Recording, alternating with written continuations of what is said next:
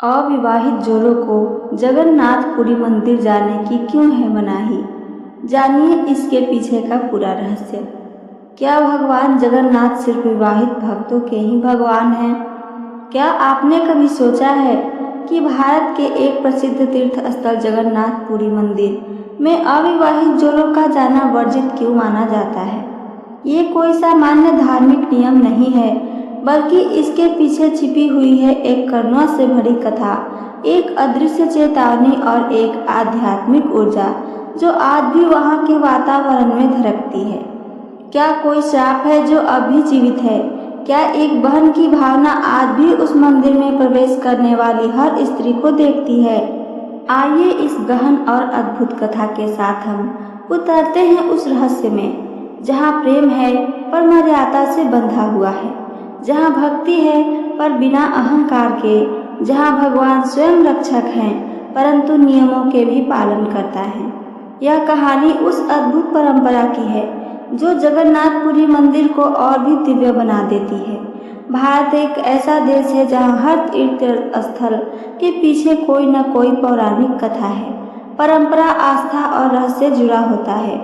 ओडिशा स्थित श्री जगन्नाथपुरी मंदिर भी ऐसा ही एक अत्यंत पवित्र और रहस्यमय स्थल है। यह मंदिर न केवल 4 धामों में से एक है, बल्कि यहाँ की कई बातें वैज्ञानिक और आध्यात्मिक दोनों दृष्टि से आज भी रहस्य बनी हुई है। इन्हीं रहस्यों में से एक है अविवाहित जोड़ों को इस मंदिर में प्रवेश की अनुमति क्यों नहीं दी जाती। यह सवाल हर युवा के मन में उठता है, विशेष रूप से जब वे तीर्थाटन या छुट्टियों के दौरान पुरी जाने की योजना बनाते हैं। इस कथा में हम जानेंगे क्या यह केवल एक सामाजिक नियम है या इसके पीछे कोई पौराणिक कथा, श्राप या आध्यात्मिक कारण छिपा है। साथ ही मंदिर से जुड़ी ऐसी घटनाएं और मान्यताएं जो इस प्रतिबंध को धार्मिक स्वरूप देती है।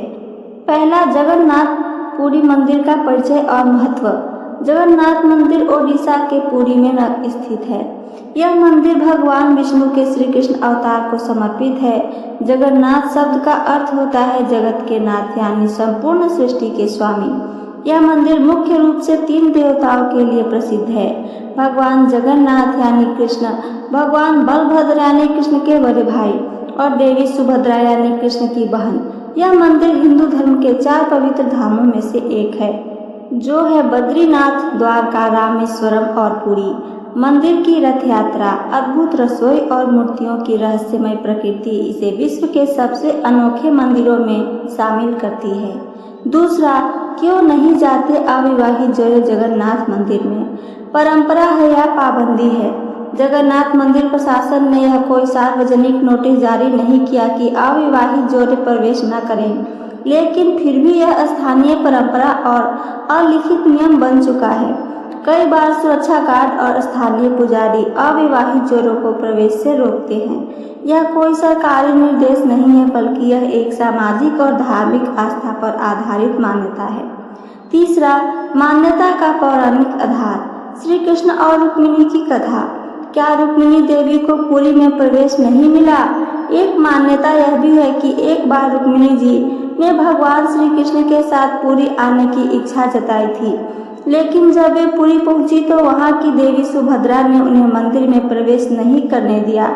कहा जाता है कि पुरी में सुभद्रा जी को रुक्मिणी से ईर्ष्या थी और उन्होंने स्वयं श्री कृष्ण और बलराम के साथ स्थान ग्रहण किया था। रुक्मिणी को यह स्थान नहीं मिला। इसी के चलते यह माना गया है कि यहाँ केवल वह स्त्री आ सकती है जिसकी अपने साथी से वैध रूप से विवाहित हो चुका हो। यदि कोई स्त्री बिना विवाह के प्रेमी के साथ यहाँ आती है तो रुक्मिणी जैसी पीड़ा उसे मिल सकती है। चौथा, महर्षि भृगु और श्रीहरि का श्राप। एक अन्य कथा भी है जिसे आइए सुनते हैं। एक और पौराणिक कथा के अनुसार एक बार महर्षि भृगु ने भगवान विष्णु की परीक्षा लेनी चाहिए और उनके हृदय पर अपने पैर से प्रहार किया। भगवान ने उन्हें क्षमा किया, लेकिन देवी लक्ष्मी इस अपमान से रुष्ट हो गई और वैकुंठ छोड़कर धरती पर आ गई। लक्ष्मी जी के जाने से श्रीहरि भी उनके पीछे पीछे धरती पर आ गए और तब से पुरी में स्थित जगन्नाथ मंदिर में वे सुभद्रा और बलराम के साथ विराजमान हैं। इस कथा में यह संदेश है कि जहाँ प्रेम है वहाँ अधिकार होना चाहिए, नहीं तो अलगाव होता है। और यही कारण है कि बिना विवाह के संबंध को यहाँ उचित नहीं माना जाता। पांचवा आधुनिक घटना, प्रेमी जोड़ों के साथ घटित चमत्कारी घटनाएं। पुरी में स्थानीय लोग कई घटनाओं का उल्लेख करते हैं। जब अविवाहित जोड़े मंदिर में साथ प्रवेश करने की कोशिश करते हैं तो उन्हें मानसिक, आध्यात्मिक और भौतिक कष्ट हुआ। कुछ लोगों ने बताया कि मंदिर में प्रवेश करते ही उन्हें असहजता, बेचैनी, सिरदर्द या बेहोशी जैसी समस्याएं हुई है। एक कथा के अनुसार एक बार कॉलेज के छात्र छात्रा मंदिर में दर्शन करने गए और कुछ ही समय में दोनों बेहोश होकर गिर पड़े। जब उन्होंने होश में आने के बाद बताया तो कहा, मूर्ति की आंखें हमसे नाराज थी। छठा, मंदिर का वैराग्य भाव और नियमों की पवित्रता। पुरी मंदिर एक अत्यंत वैराग्य प्रधान क्षेत्र है। यहाँ प्रेम का अर्थ केवल ईश्वर से प्रेम है, सांसारिक नहीं। मंदिर में प्रवेश का तात्पर्य है अपने मोह, काम और इच्छाओं का त्याग कर प्रभु के चरणों में समर्पण। इसलिए माना जाता है कि यदि कोई केवल रोमांटिक कारणों या एक दूसरे की संगति के लिए वहां आता है तो वह मंदिर की ऊर्जा के विपरीत चलता है। विवाह एक पवित्र बंधन है और वही यहाँ स्वीकार्य है। सातवां, सुभद्रा रथ और बहन के रूप में संरक्षण की भावना। पुरी में रथ यात्रा के दौरान सुभद्रा जी का रथ सबसे खास होता है। यह दर्शाता है कि भाई बहन का पवित्र प्रेम इस क्षेत्र में सर्वश्रेष्ठ है। यदि एक युवक और युवती यहाँ साथ आते हैं तो उन्हें सुभद्रा के रक्षात्मक भाव के कारण संकोच या विरोध का सामना करना पड़ सकता है। इसलिए यह भी कहा जाता है जो भाई बहन की तरह पवित्र दृष्टि से साथ आए वे आ सकते हैं, लेकिन प्रेमी जोड़ों के लिए यह स्थान वर्जित है जब तक वे विवाह न कर लें।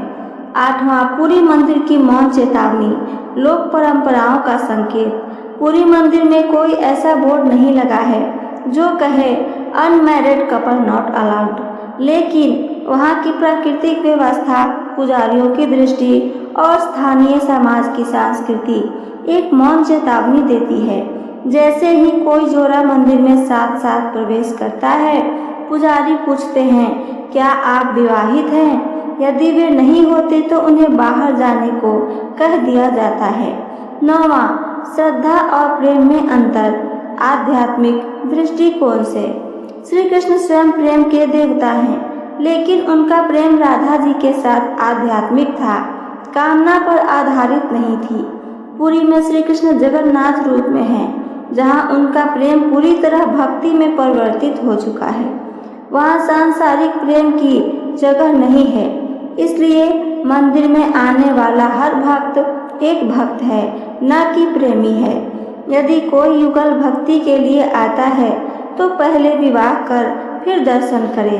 10वां, क्या यह भेदभाव है? एक तर्कपूर्ण चर्चा। कई बार यह सवाल भी उठता है, क्या यह सामाजिक भेदभाव नहीं है? क्या भगवान सभी के नहीं हैं? उत्तर है हाँ, भगवान सभी के हैं, लेकिन हर मंदिर की अपनी ऊर्जा होती है। जैसे कि कुछ मंदिरों में महिलाएं नहीं जाती, साबरीमाला मंदिर। कुछ मंदिरों में पुरुष का प्रवेश वर्जित है। कुछ स्थानों पर रजस्वला स्त्रियों को अनुमति नहीं होती है। पुरी में यह ऊर्जा अत्यंत पवित्र और विशुद्ध है, इसलिए वहाँ वही आ सकते हैं जो पूरी श्रद्धा, वैराग्य और विवाह बंधन में बंधे हों। 11वां, निष्कर्ष क्या है यह सबका, आइए जाने। यह मनाही नहीं कि एक आध्यात्मिक चेतावनी है। इस संपूर्ण कथा का सार यही है, अविवाहित जोड़ों को पुरी मंदिर में प्रवेश से रोका नहीं जाता, बल्कि चेताया जाता है। यहाँ की पवित्रता और ऊर्जा को समझने की आवश्यकता है। यदि आप सच्चे प्रेमी हैं और साथ जीवन बिताना चाहते हैं तो विवाह करें और फिर जगन्नाथ जी के चरणों में यहाँ जरूर आएं। यह न केवल धार्मिक रूप से उचित होगा, बल्कि आपके रिश्ते को ईश्वरीय आशीर्वाद भी मिलेगा। इन सब का संदेश क्या है, आइए वो भी जानें। जगन्नाथ केवल ओडिशा के नहीं, संपूर्ण सृष्टि के नाथ हैं। वे भक्तों की भावना को देखते हैं, नाम, कपड़े या पहचान को नहीं देखते। लेकिन पूरी मंदिर की शक्ति को समझना भी जरूरी होती है। वह एक तीर्थ नहीं, वह जीवित चेतना है जहाँ सच्चा प्रेम है, लेकिन उसका आधार मर्यादा है। तो क्या यही पाबंदी है? क्या यह भेदभाव है? नहीं, एक संदेश है। पूरी धाम केवल एक तीर्थ नहीं, एक जीवित चेतना है। वहाँ जाने वाला हर भक्त ईश्वर से नहीं, स्वयं से मिलने जाता है, और स्वयं को मिलने के लिए जरूरी है नियंत्रण, मर्यादा और श्रद्धा। अविवाहित जोड़ों को वहाँ जाने के कोई रोक टोक नहीं, बल्कि खुद भगवान जगन्नाथ की ऊर्जा उन्हें सावधान करती है। यदि प्रेम सच्चा है तो उसमें धैर्य होगा, और जो प्रेम विवाह में परिणत होता है वही ईश्वर के दरबार में आशीर्वाद पाने के योग्य होता है। इसलिए कहा जाता है, भगवान सबके हैं, लेकिन हर स्थान की अपनी अपनी मर्यादा होती है, और जगन्नाथपुरी मर्यादा उसकी आत्मा है। अगर आप प्रेमी हैं तो पहले उस प्रेम को वैधता दें, फिर आइए प्रभु जगन्नाथ के चरणों में। तब आप केवल एक भक्त नहीं होंगे, बल्कि ईश्वर की स्वीकृति प्राप्त प्रेमी युगल बन जाएंगे। और यही है पूरी की परंपरा और सबसे बड़ा रहस्य और सबसे सुंदर सत्य।